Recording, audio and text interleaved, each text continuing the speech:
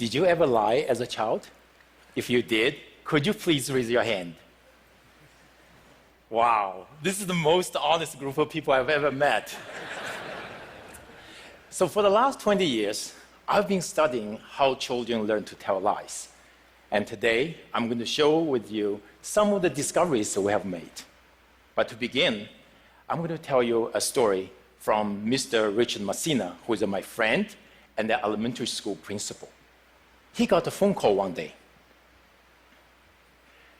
The caller says, "Mr. Messina, my son Johnny will not come to school today because he's sick."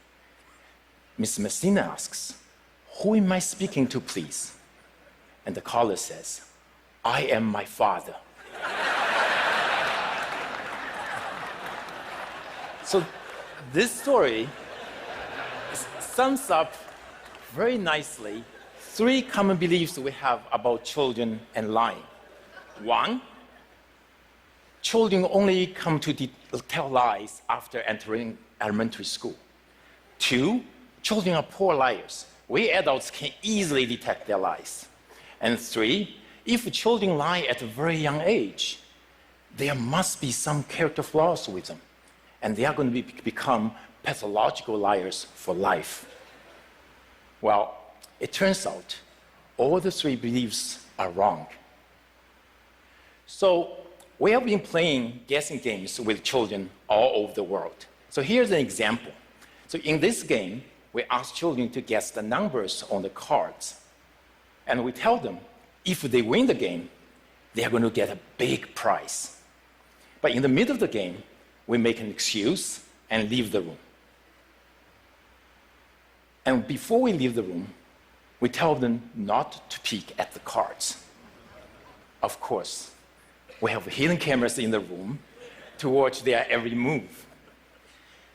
Because the desire to win the game is so strong, more than 90% of children would peek as soon as we leave the room. The crucial question is, when we return and ask the children whether or not they have peeked, will the children who peeked confess or lie about their transgression? We found that regardless of gender, country, religion, at 2 years of age, 30% lie, 70% tell the truth about their transgression. At 3 years of age, 50% lie, and 50% tell the truth. At 4 years of age, more than 80% lie. And after 4 years of age, most children lie. So as you can see, lying is really a typical part of development. And some children begin to tell lies as young as 2 years of age. So now let's take a closer look at the younger children. Why some, but not all young children lie? As in cooking, you need good ingredients to cook good food. And good lying requires 2 key ingredients. The first key ingredient is theory of mind, or the mind-reading ability. Mind-reading is ability to know that different people have a different knowledge about the situation, and the ability to differentiate between what I know and what you know.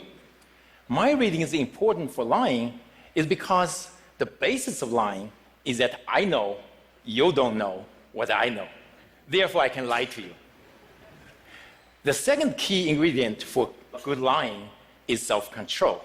It is the ability to control your speech, your facial expression, and your body language so that you can tell a convincing lie.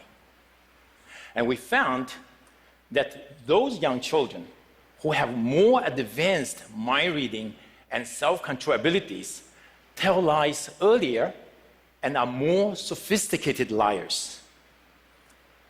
As it turns out, these 2 abilities are also essential for all of us to function well in our society. In fact, deficits in mind reading and self-control abilities are associated with serious developmental problems such as ADHD and autism. So, if you discover your 2-year-old is telling his or her first lie. Instead of being alarmed, you should celebrate. Because it signals that your child has arrived at a new milestone of typical development. Now, are children poor liars? Do you think you can easily detect their lies? Would you like to give it a try? Yes? Okay. So I'm going to show you two videos. In the videos, the children are going to respond to a researcher's question, did you peek? So try to tell me which child is lying and which child is telling the truth. So here's child number one. Are you ready? Did you peek? No. And this is child number two. Did you peek? No. Okay, if you think child number one is lying, please raise your hand. And if you think child number two is lying, please raise your hand. Okay, so as a matter of fact, child number one is telling the truth. Child number two is lying. Looks like many of you are terrible detectors of children's lies. Now, we have played similar kind of games with many, many adults from all walks of life. And we show them many videos. In half of the videos, the children lied. In the other half of the videos, children told the truth. And let's find out how these adults perform. Because there are as many liars as truth tellers. So if you guess randomly, there's a 50% chance you're going to get it right.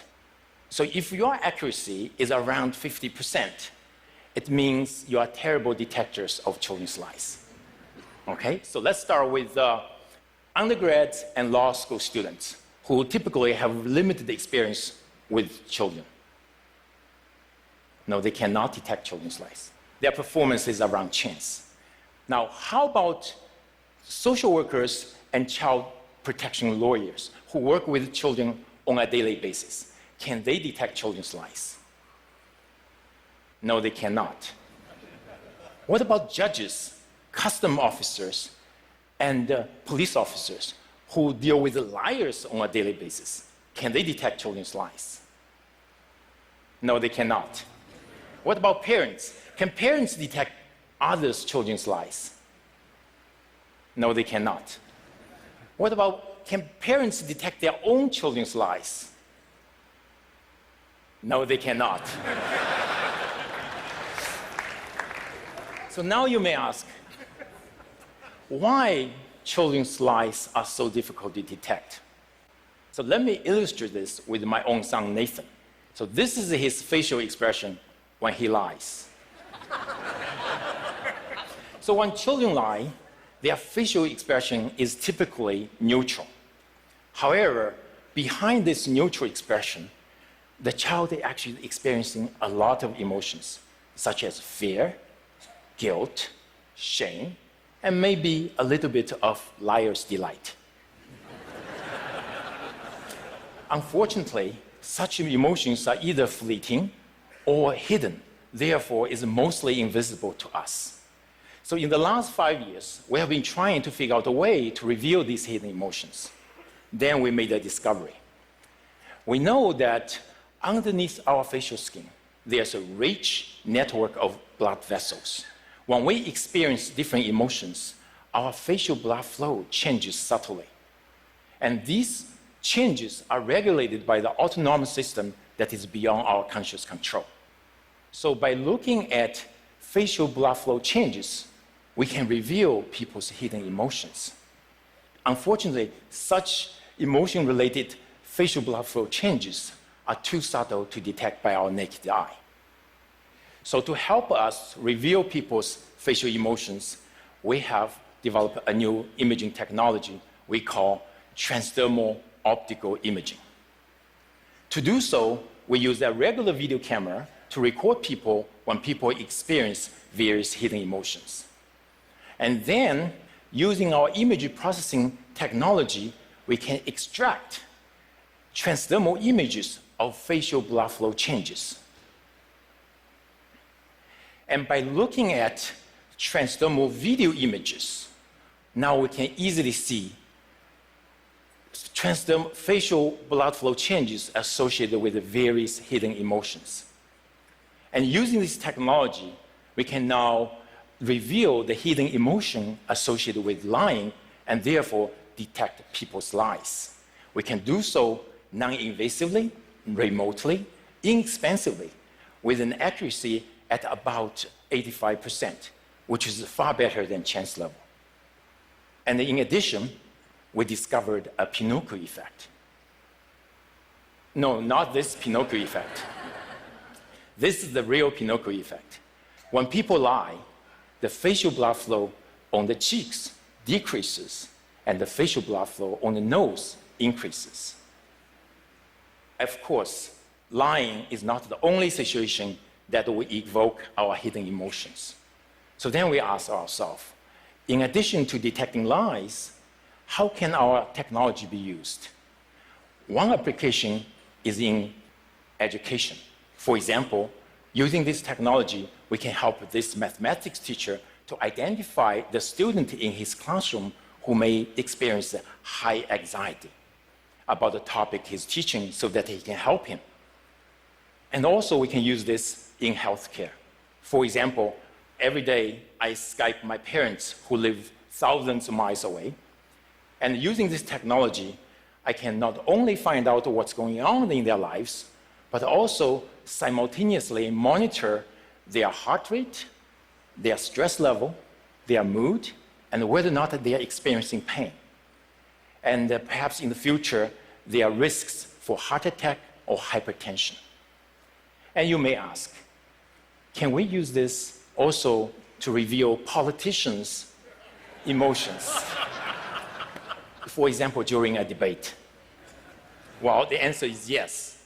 Using TV footages, we could detect the politicians' heart rate, mood, and stress, and perhaps in the future, whether or not they are lying to us.